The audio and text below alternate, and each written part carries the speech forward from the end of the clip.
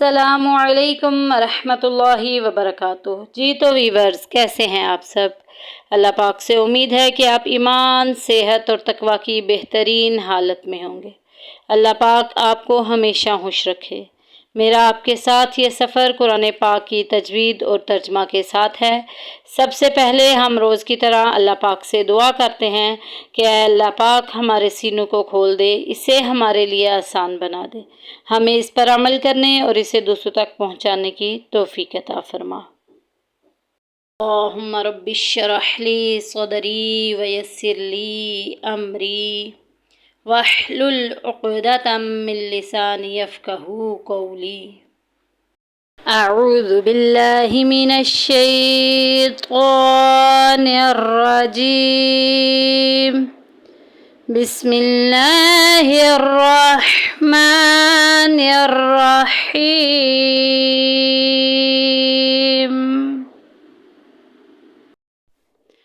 वइज़ क़ुलना, नून के बाद देखें अलिफ, और अलिफ से पहले ज़बर आ गया। अलिफ मद्दा का कायदा जारी हो रहा है। वइज़ क़ुलना लिल मलाइकति,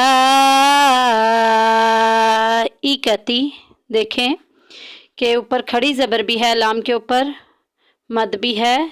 बड़ी वाली मद आसान लफ्ज़ों में इसको समझें, और हमज़ा उसी कलमे में आ गया, उसी लफ्ज़ में आ गई है। मद मुत्तसिल का कायदा जारी हो रहा है, यानी कि मिली हुई मद है। इसको 2.5 से 3 अलिफ के बराबर लंबा करेंगे। लिल मलाइकतिस्जुदू,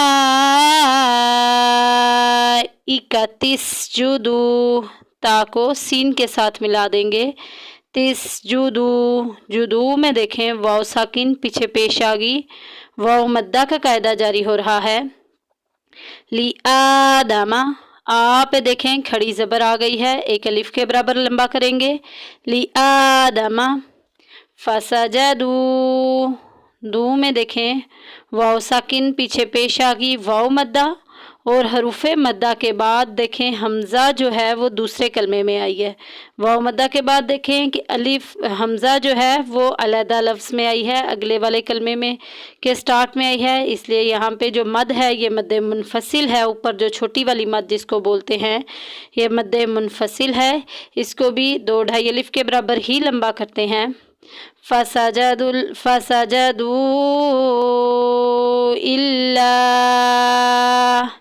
इल्ला में देखें अलिफ पीछे ज़बर आ गई, अलिफ मद्दा का कायदा जारी हो रहा है, और इसके ऊपर भी मद है। ये भी छोटी वाली मद आसान लफ्ज़ों में इसे कह लें, ये मद मुनफसिल है क्योंकि हमज़ा जो है वो अगले कलमे में है। इल्ला के बाद जो अगला लफ्ज़ है उसके शुरू में हमज़ा आई है, तो ये मद मुनफसिल यानी कि जुदा जुदा वाली मद है, जुड़ी हुई नहीं है। मुत्तसिल का मतलब जुड़ी हुई उसी कलमे में, और मुनफसिल का मतलब अलहदा। इस मद को भी 2-2.5 अलिफ के बराबर ही लंबा करेंगे, जैसे मैंने पीछे बताया। इल्ला इबलीस, इब में देखें आवाज़ गूंज के निकलेगी, हरूफे कलकला में से बा आ गया। इबलीस इबलीस, या साकिन पीछे ज़ेर आ गई, या मद्दा का कायदा जारी हो रहा है। आगे देखें वक्फ़ की अलामत तो आ गया, वक्फ़े मुतलिक, यहाँ ठहरना बेहतर है, जायज़ है, तो इसलिए यहाँ अपना सांस तोड़ देंगे, वक्फ़ भी कर देंगे, आखिरी हरफ को भी साकिन कर देंगे, इबलीस पढ़ेंगे। आगे बढ़ते हैं। अबा, अबा में देखें बा के ऊपर खड़ी ज़बर एक अलिफ के बराबर लंबा करेंगे। अबा वस्तकबरा, वस्तकबरा, ये खौफ और ज़ा आ गया, यहाँ ना ठहरना बेहतर होता है, और रा को हम मोटा अदा करेंगे, मोटा पढ़ेंगे, पुर पढ़ेंगे, क्योंकि इसके ऊपर ज़बर आ गई है। वस्तकबरा वकाना, काना में देखें अलिफ पीछे ज़बर आ गई, अलिफ मद्दा का कायदा जारी हो रहा है। वकाना मिनल काफिरीन, खड़ी ज़बर काफ के ऊपर एक अलिफ के बराबर लंबा करेंगे। या साकिन पीछे ज़ेर या मद्दा का कायदा जारी हो रहा है, एक अलिफ के बराबर लंबा करेंगे। अबा वस्तकबरा वकाना मिनल काफिरीन। अब पूरी आयत पढ़ लेते हैं। वइज़ क़ुलना लिल मलाइकतिस्जुदू ली आदम फसजदू इल्ला إبليس أبى واستكبر وكان من الكافرين صدق اللہ العظیم۔ جی تو ویورز بڑھتے ہیں اب اس آیت کے ترجمہ و تفسیر کی طرف۔ اللہ سبحانہ و تعالی نے قرآن پاک کی اس آیت سورۃ بقرہ کی آیت نمبر 34 میں کیا ارشاد فرمایا؟ وَإِذْ اور جب قلنا ہم نے کہا للملائکۃ فرشتوں سے تسجدوا سجدہ کرو لآدم آدم کو۔ سجدہ کا لغوی معنی کیا ہے؟ سجدہ کا لغوی معنی لفظی ترجمہ ماتھا زمین پر رکھنا، اور شرع شریف میں شریعت میں اس کے معنی ہے 7 اعضاء۔ وہ 7 اعضاء کون سے ہیں؟ دونوں ہتھیلیاں، دونوں گھٹنے، دونوں قدموں اور ماتھے اور ناک کی ہڈی۔ ماتھا اور ناک کی ہڈی ایک ہی گنا جاتا ہے۔ دونوں کو زمین پر رکھنا، جیسا کہ ارشاد نبوی صلی اللہ علیہ وآلہ وسلم سے واضح ہے کہ آپ صلی اللہ علیہ وآلہ وسلم نے ارشاد فرمایا اذا سجد العبد سجد معه 7 آراب وجهه وكفاه وركبتاه وقدماه۔ ترجمہ: جب بندہ مومن سجدہ کرے اور اس کے 7 اعضاء سجدہ کرتے ہیں، چہرہ یعنی کہ ماتھا اور ناک کی ہڈی وغیرہ، دونوں ہتھیلیاں، دونوں گھٹنے، دونوں قدم۔ سجدہ کی اقسام، سجدہ کی 2 قسمیں ہیں۔ کون کون سی ہیں؟ ایک ہوتا ہے سجدہ عبادت اور دوسرا ہوتا ہے سجدہ تعظیمی۔ سجدہ عبادت کیا ہے؟ سجدہ عبادت یہ ہے کسی ہستی کو الہ یا اس کا شریک قرار دے کر اسے سجدہ کرنا، سجدہ عبادت ہے۔ اللہ تبارک و تعالیٰ کے سوا کسی ہستی، کسی شے کو اگر ہم نے الہ مان کر اسے سجدہ کیا، یہ کفر اور شرک ہو جائے گا۔ سجدہ تعظیمی کیا ہے؟ کسی ہستی کو الہ، معبود، خدا یا اس کا شریک قرار نہ دے کر محض تحفہ یا تعظیم کی غرض سے سجدہ کرنا۔ فرشتوں کا یہ سجدہ سجدہ تعظیمی سجدہ تھا۔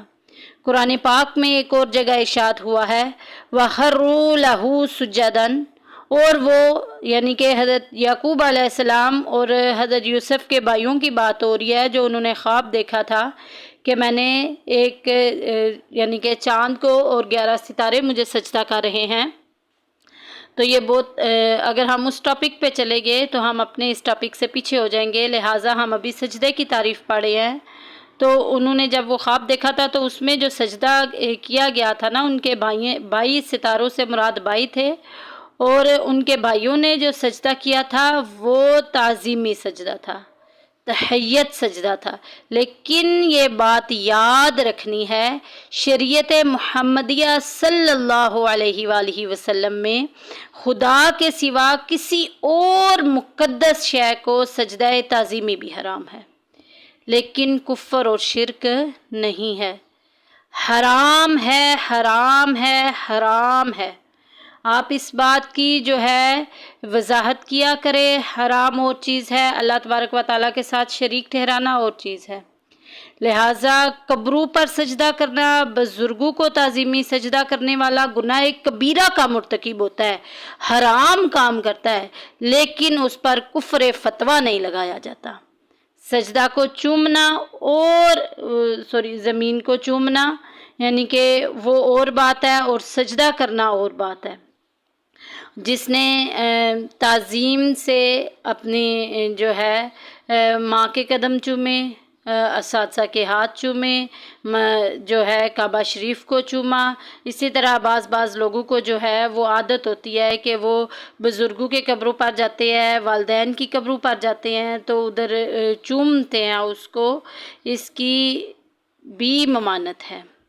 امام ابو حنیفہ بریلوی رحمۃ اللہ علیہ نے فرمایا قبر کو احتیاطاً چومنے سے منع کیا کہ کہیں نادان لوگ سجدہ کرنا شروع نہ کر دیں۔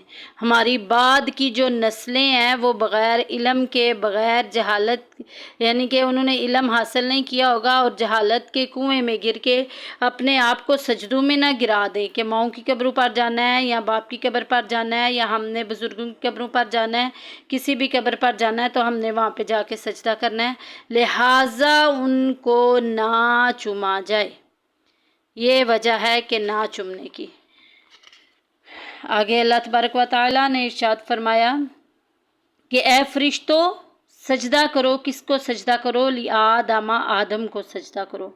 فسجدوا، تو پس سب نے سجدہ کیا، الا سوائے ابلیس، ابلیس کے، شیطان کے علاوہ، ابلیس کے علاوہ سب نے سجدہ کیا۔ ابا واستکبارا، اس نے انکار کیا اور تکبر میں آ گیا۔ دیکھیں کہ تکبر جو کرتا ہے بندہ وہ اللہ تبارک و تعالیٰ کی بارگاہ میں کس قدر گر جاتا ہے۔ وہ اپنے اعمال کا ذرا محاسبہ کرے تو انسان کو جو ہے وہ اکڑ کے بالکل بھی نہیں چلتا۔